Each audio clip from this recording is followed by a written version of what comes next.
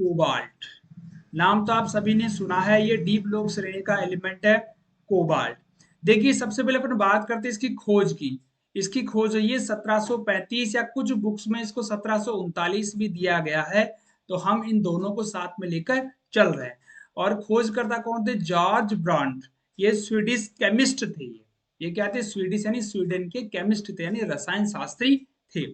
देखो इसके विषय में एक रोचक बात मैं आपको बताता हूँ। देखिए रोचक बात यह है कि जो अयस्कों के रूप में, जैसा कि आपको पता है कि जो खनिज वगैरह होते हैं या जो हमारी धातुएं वगैरह होती है, वो शुद्ध रूप में, स्वतंत्र रूप में प्रकृति में सामान्यतः नहीं पाई जाती है, या किसी न किसी दूसरे फॉर्मेशन में ये हमारे को मिलती है।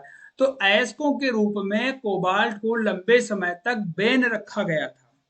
देखिए क्योंकि उस समय कोबाल्ट के विषय में इतना ज्ञान नहीं था, या मैं बोलूं कि कोबाल्ट को अलग से निकाला नहीं गया था, इसीलिए क्या कर रखा था, इसको बैन कर रखा था भूलवश। हुआ क्या कि जब अयस्कों से कोबाल्ट या निकेल निकाला जा रहा था, जैसे मान लीजिए कोई पत्थर है, ठीक है, कोई अयस्क है, अब उस अयस्क से हम क्या कर रहे हैं, कोबाल्ट और निकेल को बाहर निकाल रहे हैं, और उसके लिए क्या कर रहे हैं, अपने इसको गर्म कर रहे हैं।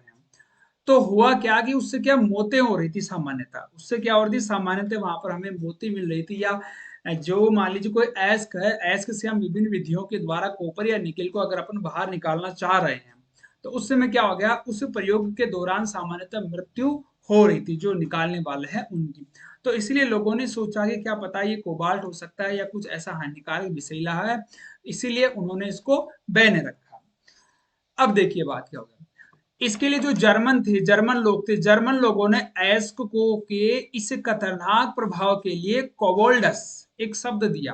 देखिए जर्मनी लोगों का एक लोकल लैंग्वेज में होता है कोबोल्डस, जिसका मतलब जैसे अपन खतरा का निशान देखते हैं, दो हड्डियां ऐसे खड़ी रहती है, बस वैसे ही जर्मनी के लोगों के लिए एक शब्द मिला उनको उनकी लोकल भाषा में, जिसको अपन कोबोल्डस नामक पौराणिक गॉबलिन को दोषी ठहराया गया। ठीक है, समझ गया ना, यानी को खतरे का निशान है और इससे हमें दूर रहना चाहिए। और जब जैसे जैसे खोजें होती गई, वैसे बाद में ये पता लगा कि वास्तविकता में उन अयस्कों से जो मृत्यु हो रही थी वो आर्सेनिक के कारण हो रही थी, न कि कोबाल्ट के कारण। और कुछ लोगों ने फिर इसको जानबूझ के इसका नाम धीरे धीरे कोबाल्ट रखना शुरू कर दिया। तो इस प्रकार से भैया इस कोबाल्ट का नामकरण शुरू हुआ। एलिमेंट नंबर 17 हमारी आवर्त सारणी का है, परमाणु क्रमांक नंबर 27 के लिए। ठीक है, 17 नहीं 27। देखो आगे हम देखते हैं इसके बारे में। देखिए जैसा कि मैंने आपको बोला था कि बहुत सारे ऐसे एलिमेंट है जो प्रकृति में स्वतंत्र रूप से नहीं पाए जाते हैं।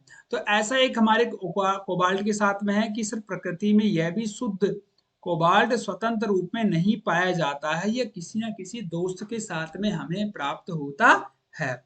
मानव हजारों सालों से इस कोबाल्ट का उपयोग कर रहा है ब्लू डाई बनाने में। डाई का मतलब होता है एक तरीके से रंजक, कलर देने के अंदर से इसका इस्तेमाल कर रहा है, लेकिन उसको ज्ञान नहीं था कि भैया ये कोबाल्ट है, लेकिन इस्तेमाल उसका काफी समय से, काफी सदियों से कर रहा था।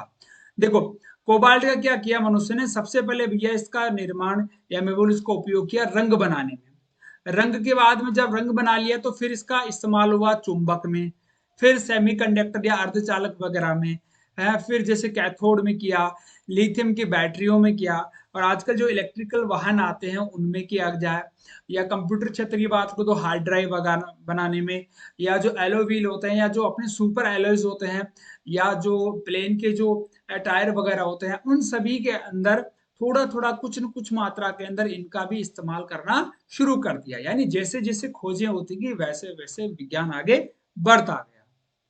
देखो अब देखो एक इसका समस्थानिक भी होता है कोबाल्ट 60 ये इसका समस्थानिक का आइसोटोप है, जिसका इस्तेमाल होता है कैंसर के उपचार में।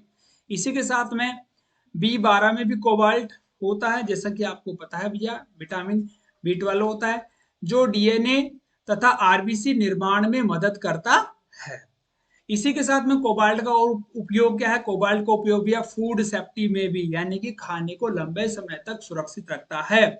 इसके अलावा फिजिक्स के क्षेत्र की बात करिए तो जो क्वांटम फिजिक्स है वहां पर कोबाल्ट का बहुतायत इस्तेमाल होता है। दोस्तों अगर आपको जानकारी अगर थोड़ी सी पसंद आती है तो आप हमारे सपोर्ट के लिए वीडियो को लाइक भी कर सकते हैं, और इसी प्रकार के कंटेंट के लिए आप हमारे चैनल को सब्सक्राइब भी कर सकते हैं। अब हम बात करते हैं साहब इसकी जगह कहाँ है। तो परमाणु क्रमांक भी है इसका 27, सिंबल इसका CO, ब्लॉक कौन सा है इसका, डी ब्लॉक है, संक्रमण तत्व है, ग्रुप इसका 9 नंबर है। इलेक्ट्रॉन विन्यास में बात करूं, जो अक्रिय इलेक्ट्रॉनिक विन्यास, जहां पर अपने ऑर्गन 3d7 4s2। अवस्था कैसी होती है सर? अवस्था इसकी ठोस होती है। मेल्टिंग पॉइंट की मैं बात करूं तो सेंटीग्रेड में होगा 1495, केल्विन में 1768 और फॉरेनहाइट डिग्री में बोलूं तो 2723। बॉइलिंग पॉइंट की बात करूं तो 2927 डिग्री सेंटीग्रेड है, 3200 केल्विन है और फॉरेनहाइट में 5301, यानी यार बहुत ज्यादा है। ठीक है। इसके एटॉमिक रेडियस की बात करें तो होती है 125 पिकोमीटर होती है और इलेक्ट्रोनेगेटिविटी की बात करें तो 188 पॉलिंग स्केल में जो विद्युत ऋणता होती है वो पॉलिंग स्केल में मापी जाती है।